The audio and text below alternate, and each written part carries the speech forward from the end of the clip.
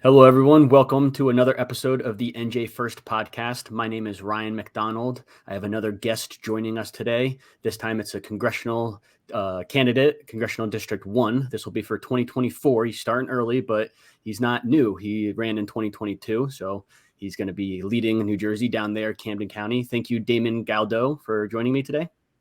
Thank you for having me. Awesome. And Damon, if you could introduce yourself to New Jersey First viewers, I think some are familiar with you and around the state familiar with you, but if you could just introduce you and why you're running for Congress. Well, I'll start with this. My team advises me not to say this, but I never aspired to be a politician. And as of this day, I still do not want to be a politician. And I'm one of the people that loves their job. I'm a union carpenter at Local 158, and now I'm lead super, and I build commercial buildings, anything from a 65-story high-rise or municipality. I built a few police stations, or to as small as a playground for our children. And I've been in the carpenters union for 19 years, and it's been tough. I love that. I love my job, and I love what I built in my career. And financially, it has been hard with this current administration's policies. Yes, it has. But so I never really wanted to get into politics. But I have two beautiful children, married, and I look at what they have at stake in their future, and somebody has to do something about it. So that's why I'm taking that on. And that's what makes me a viable candidate. And makes my campaign effective, because my favorite quote that I actually have on my wall downstairs is from Edmund Burke, that the only thing necessary for the triumph of evil is for good men to do nothing. So somebody has to do something, and I always tell people that to believe in something, even if it means sacrificing everything. So if I have to sacrifice what I love, to do for a living, and become a politician for the future of all of our children, then that's worth it for me. And that's why I'm running. Pretty cool. Yeah. Because I consider myself a good man, and I feel compelled by a sense of duty to do it. So, like I said, my team advised me against saying that, but it's the truth, but it's, if you think about it, sometimes in life, life is a set of circumstances. So if your circumstances change a lot, and what it is you have to adjust to it, and you have to do what's right, and you have to look at the future for this country, and and the children of this country. And I just don't believe that we're heading in the right direction. Probably sure you don't as well. But somebody has to do it. And the way I see it is, I'll do what it takes. And even if I were to lose, and this is in Vegas, I didn't come to lose. If I inspire people like me to do the same thing, then I've done part of my job. Hell yeah. Yeah. Great introduction. I couldn't agree more. And there's an American professor, the late Joseph Campbell's. He as well said that none of us live the lives we intended on living. But more to your point, that you have to pick up whatever you have and lead your life the right way. And citing Edmund Burke, great statesman there. I don't hear a lot of people citing him, so it's great that you know him. And we can get into some bullet points of your platform, your campaign. But you just to first introduce yourself more. Yeah, just touch on that more too. In 1783, the Revolutionary War finally ended, and I believe it was 1789. George Washington was asked to be our first president, and he did not want to be the president. But he knew his country was calling on him to do that duty.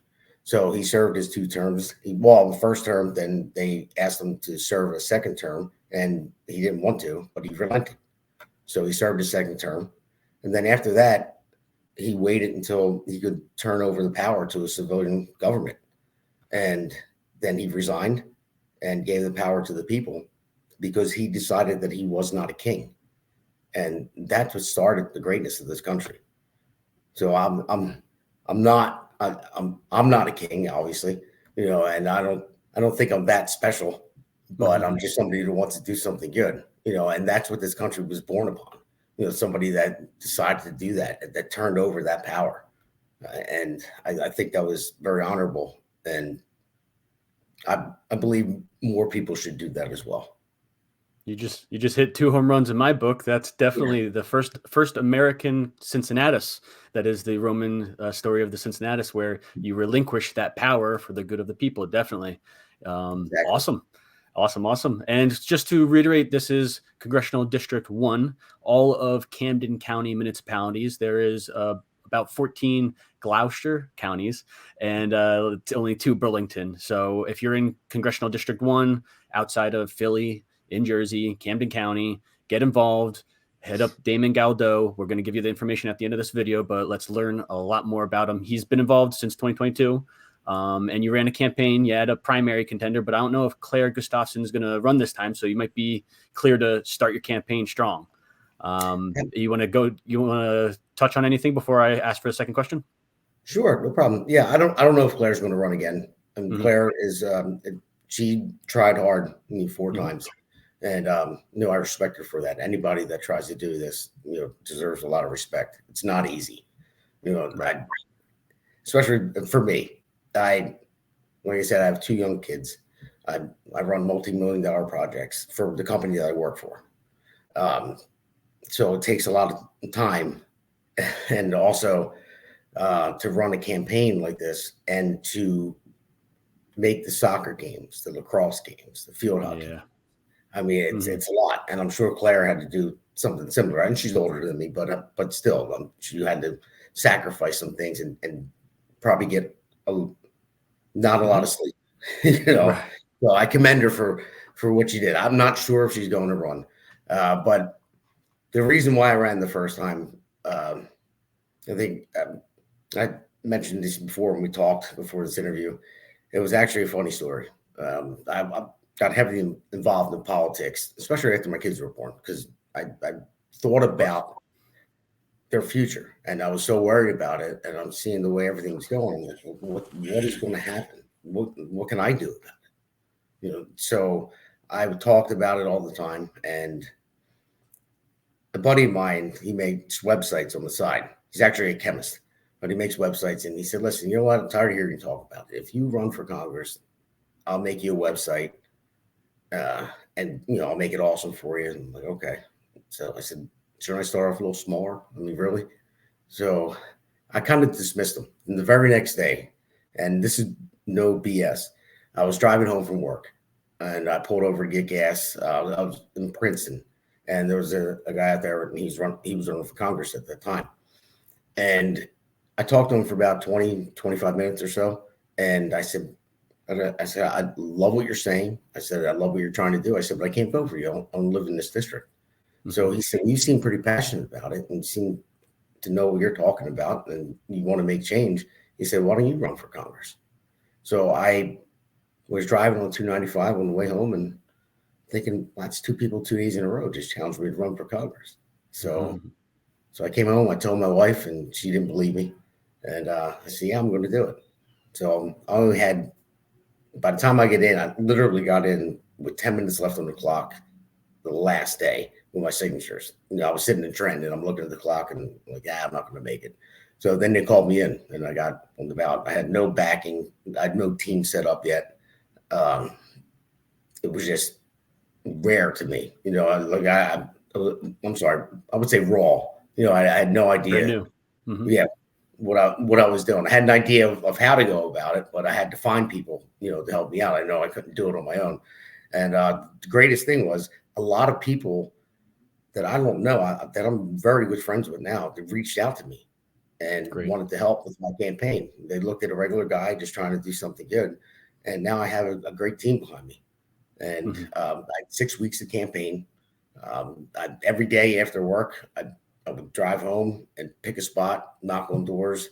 Um, I spend a lot of my own money, which my wife wanted to kill me for. Because I didn't have endorsements, and I didn't have time to get campaign contributions. I did get some, but in a short 6 week span, I didn't get enough. But I wound up getting 32% of the vote, and that was Yeah. just getting half of my district.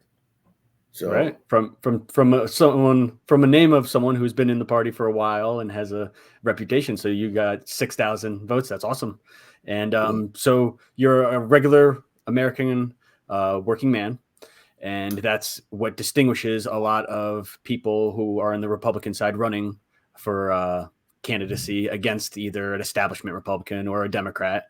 But there's only one person in Congress that holds that electrician barrier, I guess. They keep saying that, and that's your challenger, I guess, Donald Norcross, right? He's not really an electrician. We all know that.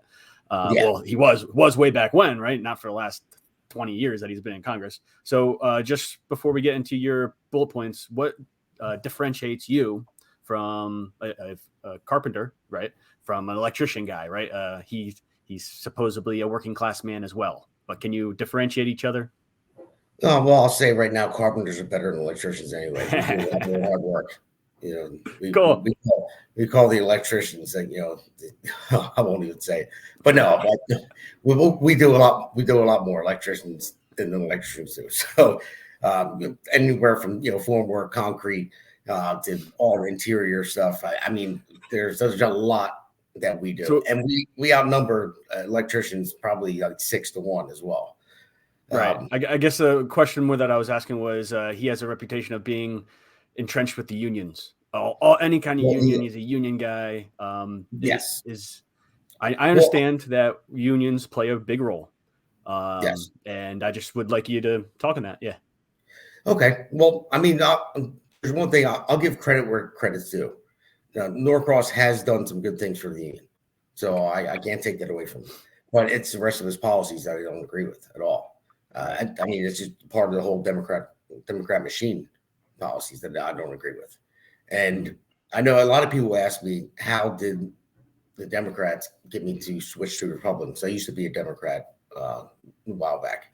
Mm-hmm. And I said, they didn't get me to. I said, the Democrats did. I said, I didn't leave the Democrat Party. They left me. They went way too far left. I didn't like what they were doing. I didn't like their policies. They became more the elitist than anything. And that's what bothered me. And they didn't. I don't think that they think of the future, but they should. Everything is in the now with them. And we got to stop thinking in the now. We got to start thinking for the future. And that's all they do. Mm-hmm. And that's why I chose to run against Norcross, even though I know it's going to be an extremely uphill battle. I mean, he raises so much money. And there's the only thing I think of, though, they're unpopular now. Like, Norcross has made a lot of mistakes, and I've been going to Camden, talking to people. I mean, everywhere, and there's not many people that are happy with him. And that's a good thing for me, but it's a bad thing for the people. And he's not doing what he's supposed to be doing. He's not representing his constituents. I mean, if you look at Norcross, I mean, there's articles out there about the $1.6 billion tax break that he got. It all funneled through his brother's company. 1.1 billion of it did. Wow. Through his brother's company and his business partners.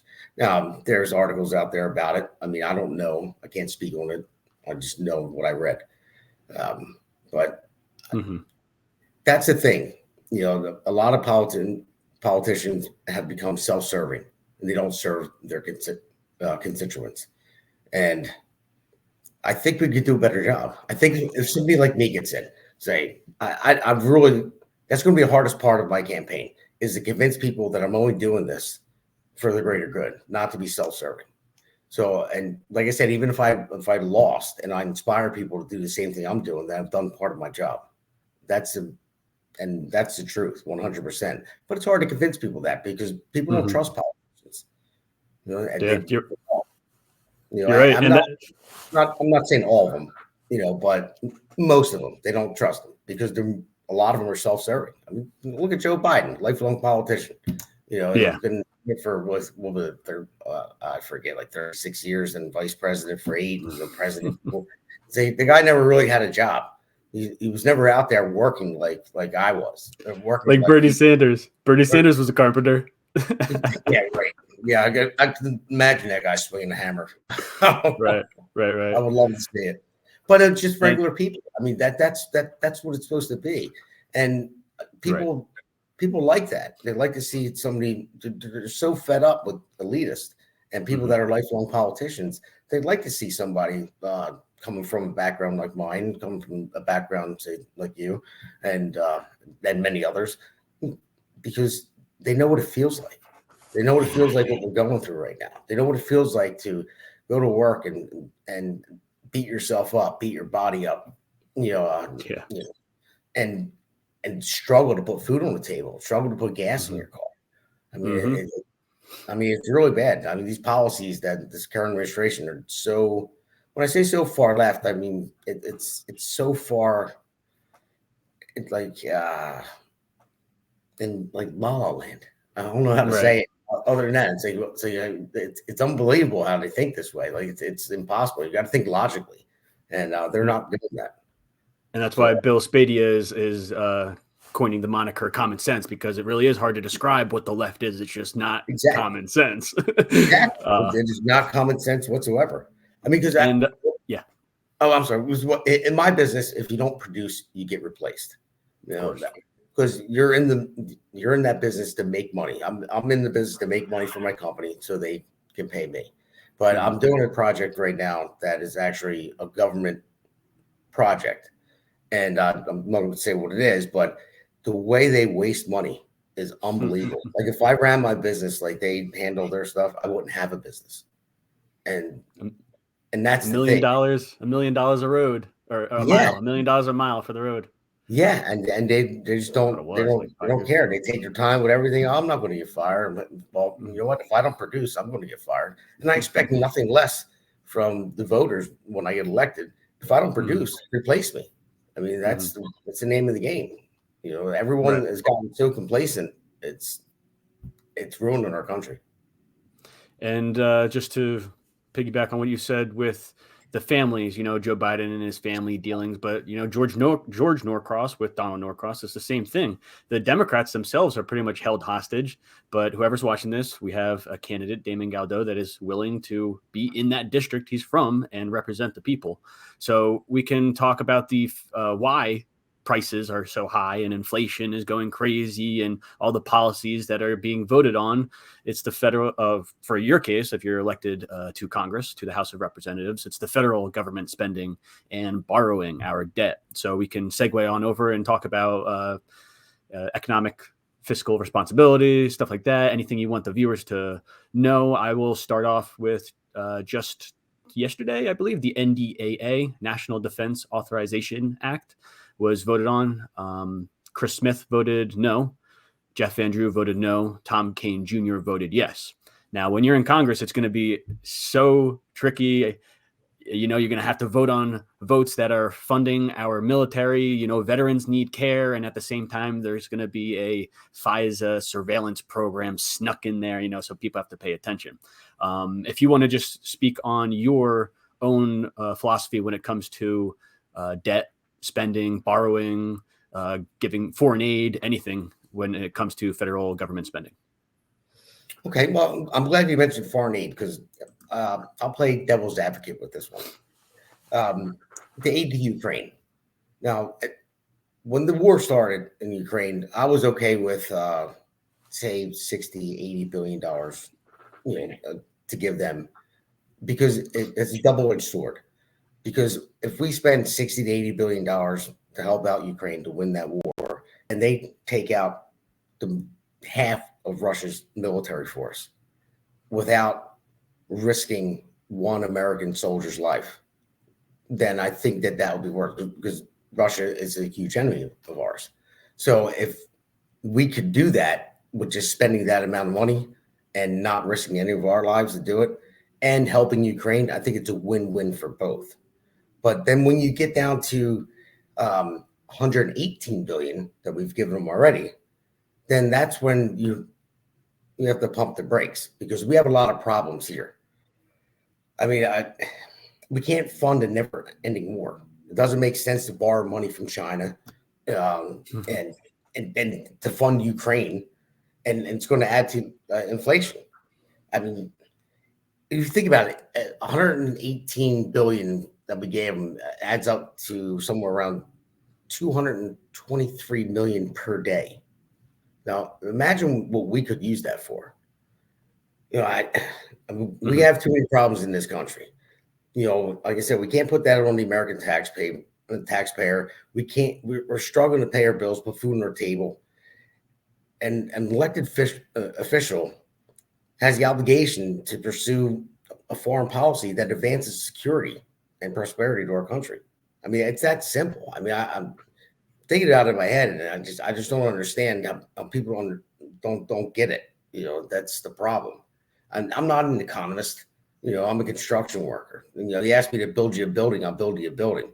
But I do my homework, and you have to look at it. And they're bankrupting our country. I mean, they act like it's an unlimited credit card. You know, that they can just keep using and borrowing money, but it's taxpayer dollars. And I always tell people the government doesn't have money. It's our money. Right. Yeah, it's our money. They don't have money. You know, that we pay their salary and they use our money, you know, like they're gambling it away. And that's the whole thing. I mean, that's what bothers me the most. And people are like, oh, well, yeah, they're getting another stimulus coming out. You know, I can't wait for it. Well, that's printed money. That spikes inflation. You know, that only lasts for so long. So it's just that's the thing. I mean, you know, like the latest CBO report predicts that we're going to spend 47 billion more in the first 2 months of 2024, first 2 months of the fiscal year in 2024 than we did last year, and we spent like 383 billion in those 2 months. So another 47 billion on top of that. It's like it's never ending. I mean, we're getting to the point where we're spending almost like $1 trillion every 3 months.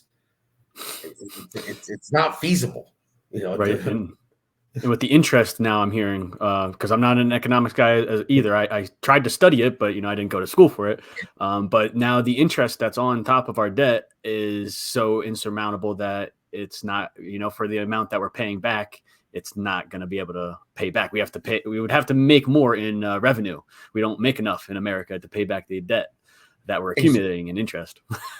Exactly. The interest out is more money than our military budget. Right. Yeah. Oof. Scary. I mean, yeah, it is. I mean, and think about look at you know, mortgage payments. I'm not just talking about the price of the house and stuff like that. So I predict the housing market is going to crash. Right. But if you look at just mortgage payments in general, they're up 90% since 2021. So nobody can afford a house. I mean, in 2021, heck was it? It was somewhere around 300.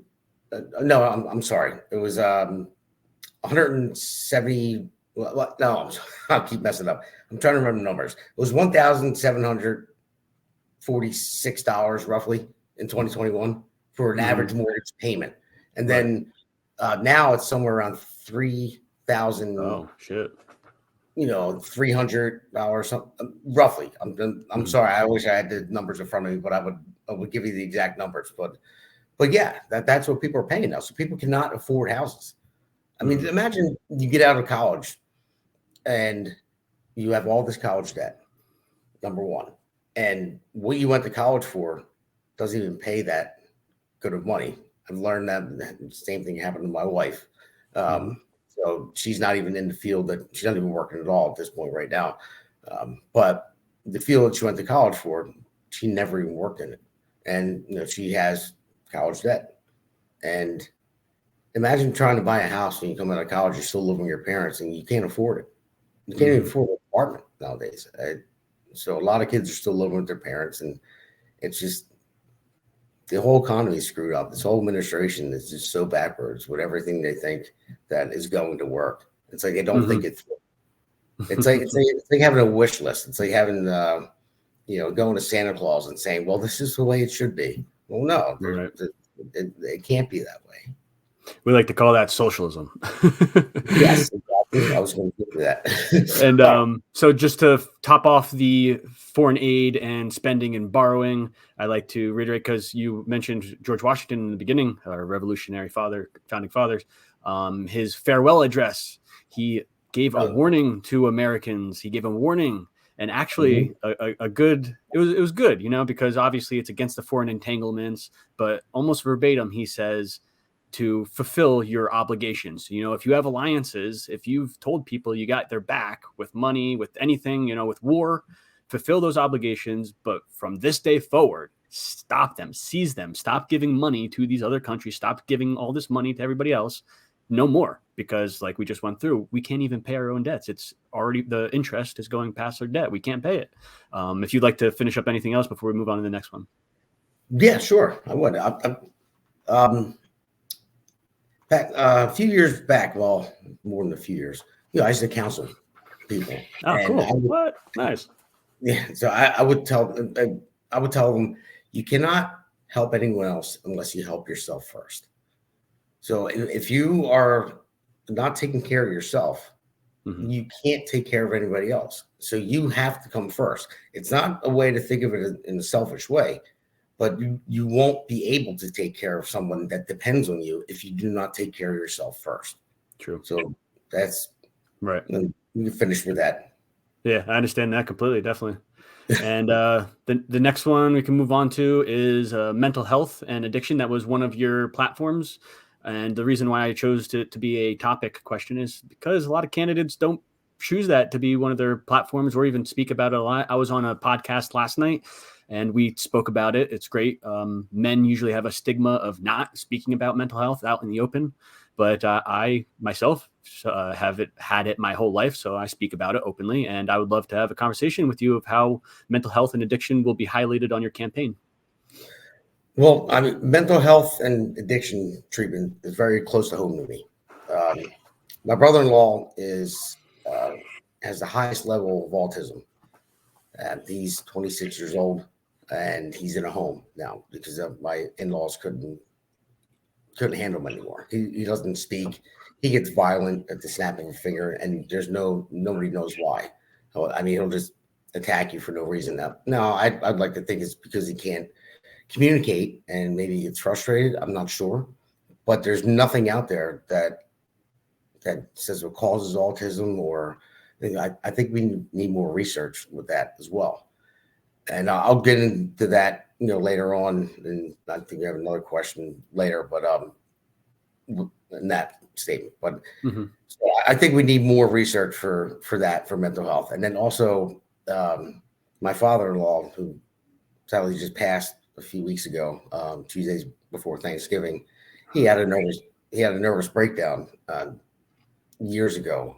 Raising a child like that is very difficult.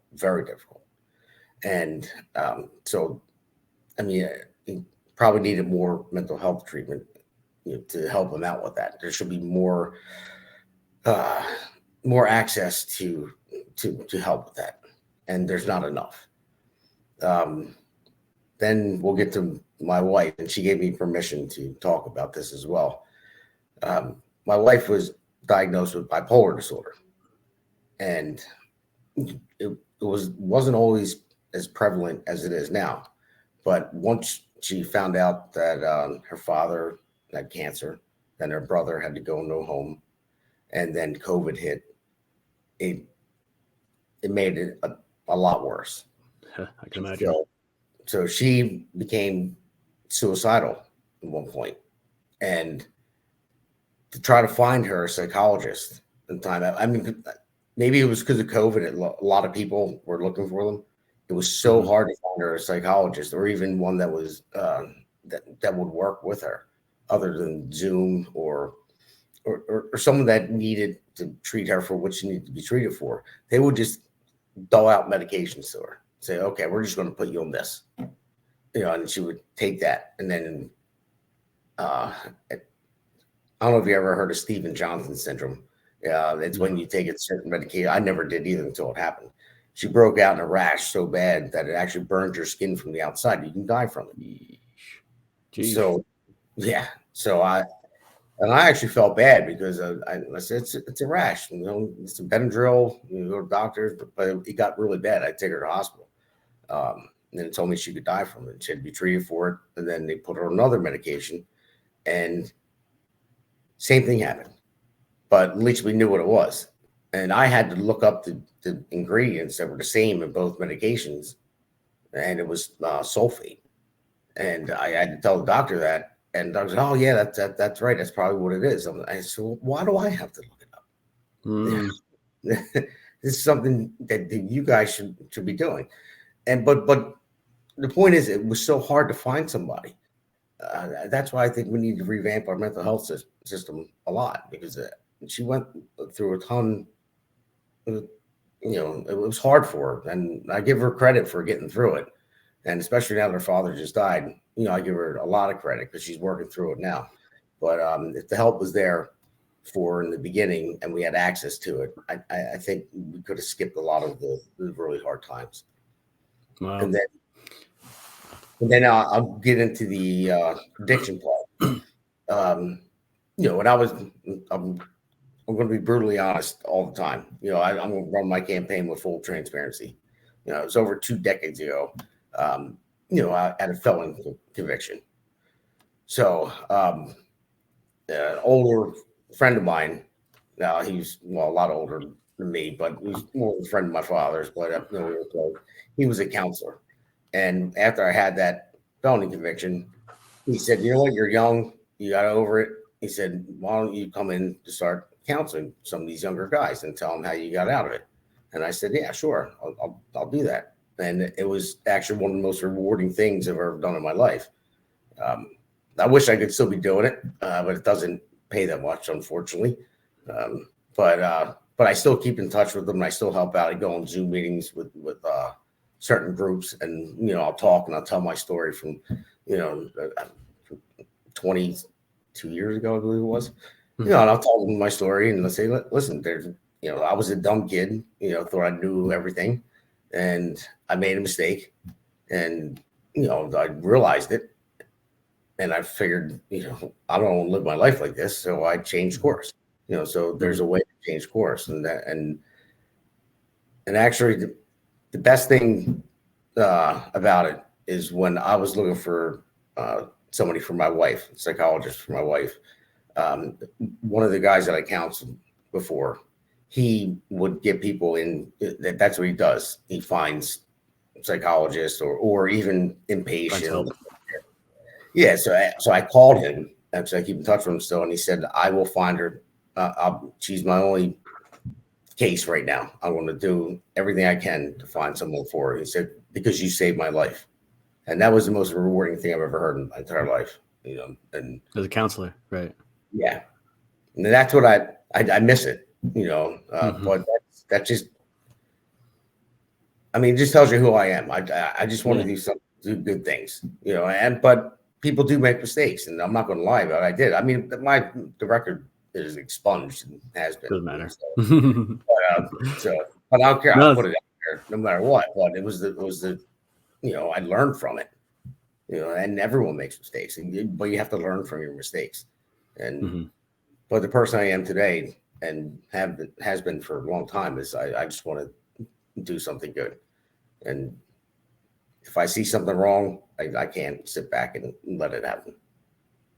Thank you for sharing that. Definitely, people will get a better insight of yourself as a person and as a candidate. And we can talk about mental health. It sounds like you are very versed in it as well as I am. And it really is a topic that I grew up in school, and they hammered it down. They were really good at educating us. And as soon as I got to college, let's say like 2013, 14, 15, just took a cliff. Like, no one was really talking about mental health anymore. 16, 17, 18, they were blaming mass shootings on hate.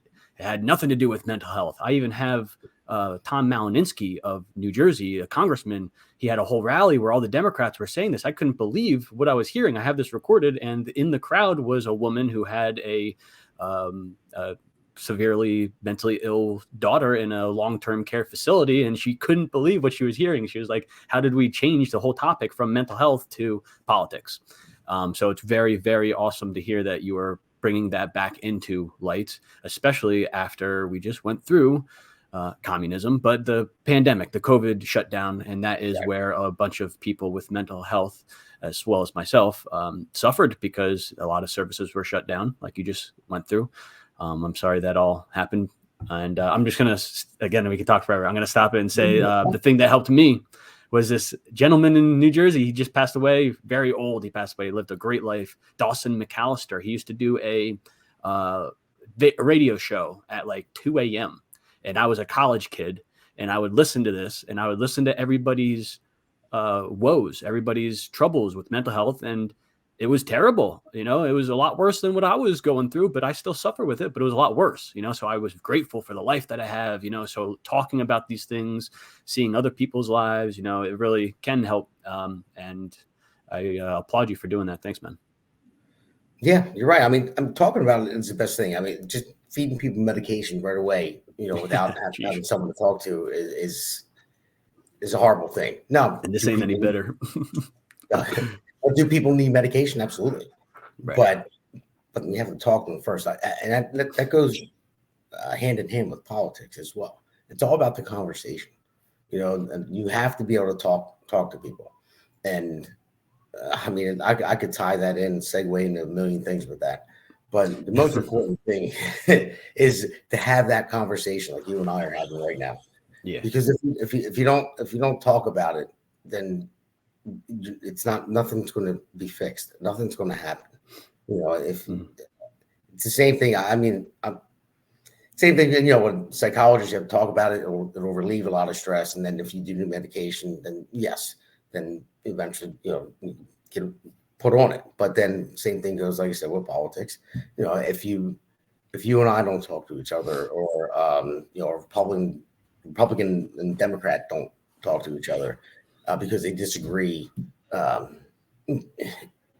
get worse.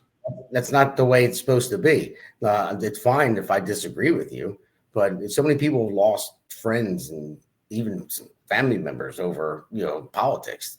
Nowadays, it shouldn't be that way. The whole point is to have the conversation and be okay if you disagree with them, because we're all just Americans in the end. You know, you can have a disagreement and just keep moving on. That's it. That's the point. It's the way I see things anyway. Awesome. And I'd love to have you back on to discuss more of that, especially how this can segue over to Section 230 we're going to talk about. But the big pharma, they don't have any liability, ironically, from the Reagan era, but they don't have any liability for the pharmaceutical medications that they're giving out. So that's why they're pumping them all out. I would love to have you back on. Maybe you probably would like to talk about that if you want to talk about that at all now. But we're going to move on to Section 230, the Communication Decency Act, if you have anything else you want to say. Yeah, we can move on to Section 230. I mean, that's just a small part of it. I mean, what I believe in Section 230, they basically can't have their cake and eat it too. So if you want to be protected under that blanket, then you can't censor what people are saying. I mean, you can't decide what you're going to show people and what you're not going to show people. If you're going to, you know, use Section 230 to protect yourself. I mean, obviously, it has the power to change elections. I mean, it's huge. Social media is the largest media that we have today. I mean, even mainstream media on TV, social media pretty much controls what a lot of people think about. So if you don't, if you pull things down or promote something else, you know, then you're going to change people's minds, and it's very powerful. So I have it on my platform to repeal Section 230. Now, I'm okay with reforming it, but I'd have to think further along to see what that will be, or talk to other people about what their ideas will be to reform it, because Like I said, they cannot have their cake and eat it too. They have to have some type of restriction on what they can take down and not take down. Now, I don't know what it will be to reform it, but my point is that Section 230 is too much of a blanket law protecting social media outlets when they can do what they want with free speech. Yeah, it really seems like unnavigated waters of what we're gonna be able to do. Looking up I guess Section 230, it's almost like the liability thing with the big pharma. They're not liable for what happens, so they can dictate what they want. And then I remember looking back, I was born in 1992, but I think in the 90s there was a big Howard Stern push of him on the radio, him having free speech, and the Section 230 when it comes to that. So it's definitely evolving. And then now we have social media, like you just outlined. And just for viewers and yourself, because I do have it recorded, I have a bunch of opposition research that I have that a lot of New Jersey Republicans should be using, but they don't. Tom Malininsky in 2020 talking about this specific thing and their plan. So why this is important is because there's still Democrats who are elected who this is their plan. They want to hold Facebook, Twitter, Instagram, all these big social media platforms responsible if an act of hate is followed through with. So there's Democrats taking the initiative and trying to reform Section 230. Republicans really have to get on the ball. It's great that it's part of your platform and you believe in free speech. It sounds like, and you understand that these social media platforms are shadow banning, hindering some speech, and also throttling others. That's great to hear that you understand it completely. The Twitter files, that was interesting to see. Did you catch that? Are you on Twitter at all? Did you catch that? Okay. And any let's talk about free speech just for a little bit. We did a good time before we get to the last question. Sure. I mean, let's see. Are you on?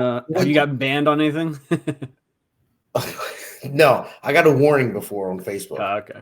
But I actually, I said to my buddy's mom, he moved far away, moved down to South Carolina, and I would call him and he wasn't answering. So I said to his mom on Facebook, I said, tell Larry, you better get back to me or I'm going to kick his butt. Yeah. And I literally got warned, for that. No way. Like, I swear. I swear. Yeah. I'm like, you got to be kidding me. That's the only time that I ever got something like that. I'm like, really? You're going to look at that? I'm going to kick his butt. Okay. He lives in South Carolina. He's not getting back to me. I mean, how do you feel about free speech in America? Is it being hindered as much as people think? Are they over exaggerating? No, it's being hindered as much as people think. It definitely is. I mean, if you look at when we have government getting involved with social media platforms and having them tell them that this is disinformation, which I can't stand that word, honestly, and telling them that to take it down, it's Russian disinformation. Government shouldn't be involved in it at all. So that's why when I talked about before about, repealing it or reforming it, there has to be something there where the government can't get involved. It should not get involved with free speech whatsoever. Now, even when it goes to what everything's going on with Hamas and Israel, now, yes, it is free speech. People can say what they want, but when it comes down to threats and everything else, then that's a lot different. But I believe, though, if you're calling for the genocide of Jews, and you're here on a work visa, then no, that's not free speech. You're calling for the genocide of Jewish people, and so no, see you later. Go over there. It's just like a lot of things when we talk about common sense. Things that don't make sense. When I say queers for Palestine, now I don't have any trouble with the first word, but do they realize, if you went over there, what would happen to you? It makes no sense. Whatever. I don't understand it. But I do believe in free speech, even if it hurts your feelings. It is what it is. As long as it doesn't cause any harm to somebody physically, then you can say what you want. You're not going to hurt my feelings. I tell people outside all the time. When I'm in my foreman's meetings, I'm running the meetings, and one of the subcontractors gets upset because he's not. I'm like, listen, you said you're going to have 5 guys here today. You only have 2. I say you're holding up the other subcontractor, and they get upset about it.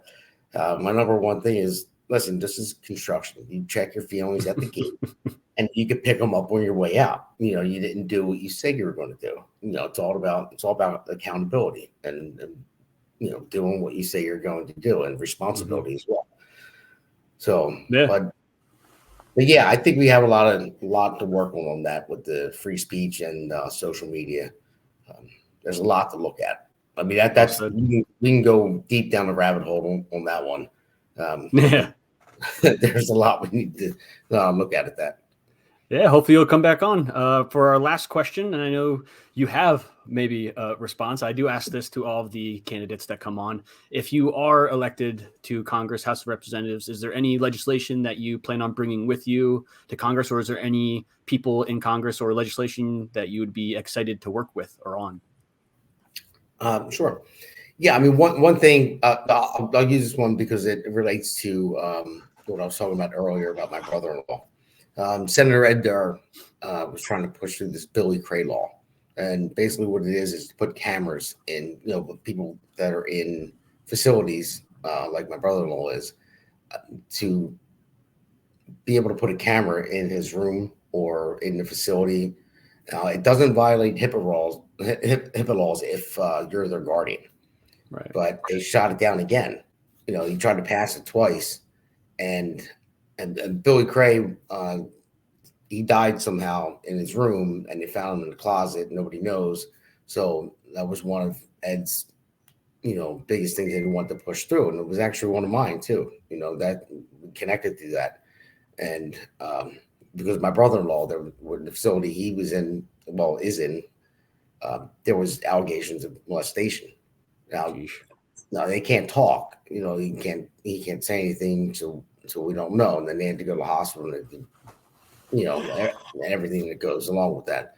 But so that was something I would like to push through on a federal level. If a family member wants to have a camera in their child's room, that they're still their guardian legally, and they can't fend for themselves, they can't take care of themselves, then they should be able to do that. So what happens. You can see if there's any neglect or anything like that, because a lot of that goes on in places like that. That's why we go there times to see them. For viewers, that's Billy Cray. Is the Billy Cray legislation? Okay. Yeah. Great. Yeah, I would like to. Yeah, I would like to. Actually, I talked to Senator Durr last night about it, and I told him sorry it didn't go through. He knows that it's very important to me, and I told him I would do my best to push it through on the federal level. Great. Yeah, awesome. And I know Ed Durr said he wasn't stopping the fight too, so I'm sure he's going to be down there helping you. And Nick DeSilvio and that whole team. Yeah. Ed's not done, and Nick, great guy. So we're not going to stop. Awesome. No, I know I'm not going to stop. And you want to know about the people that I would look forward to work with? Yeah. If I get elected, I'm sorry, when I get elected. Right. I love Jim Jordan. Okay. I never met him yet, but I like Jeff Van Drew. Met him a few times. Great guy. And then on the Senate side, like Ted Cruz, John Kennedy. John Kennedy, he's hilarious. He cracks me up. But what I also like to work with is AOC and the squad. Because I want to bring common sense back. So that the furthest from common sense ever. So I look really forward to working with them and talk about more common sense. And to be honest, you would probably get somewhere if you were elected, because you aren't beholden to the special interest. It probably would go somewhere, to be honest. But just to fine print that, you probably would get somewhere. But okay, great. We'll end it right here. Where can viewers find your campaign? Find you yourself? Can they contact you and volunteer? How can they help out? If you go to votedamongaldo.com, you can sign up with your email, and please click on the donate button because I'm going to need that. Well, Norcross already has about $1.5 million, so that's a big uphill battle, but hey, it's all right. I'm still going to try. I want to do everything I possibly can because the people need to realize that you can't, if you just do your own homework and look at what's going on. And if you're fed up with what's going on with the Democrat Party, then try to just open your mind up to look at a Republican. I tell my guys at work, and most union guys now are voting Republican because they lost, thousands, 25,000, 30,000 in their annuities, which, like 401k because of the economy. And they're just so fed up with the how far. Like, why am I in New Jersey? That's what they're thinking. Yeah. Like, why is my daughter having a boy going in her bathroom, saying he's a girl and you don't have to tell me about it. It's crazy. So they're really fed up with it. So, but I just want people to open their minds about it. And, I tell my union too, I said, if you really think that Democrats are still for the working man, then why not elect somebody that'll be on the opposite side of the aisle that is pro-union? Mm-hmm. And that's where I leave it with that. But so I'm working on them, so we'll see. Yeah, great. Thank you so much, Damon Galdo, running for Congress for Republican ticket in Congressional District 1, Camden County, Gloucester, and only 2 of Burlington. But thank you for joining. I hope you come back on. And thank you. Anything else? I would love to. I would love to. I have a lot more to talk about. Great. All right. Yeah. See you then.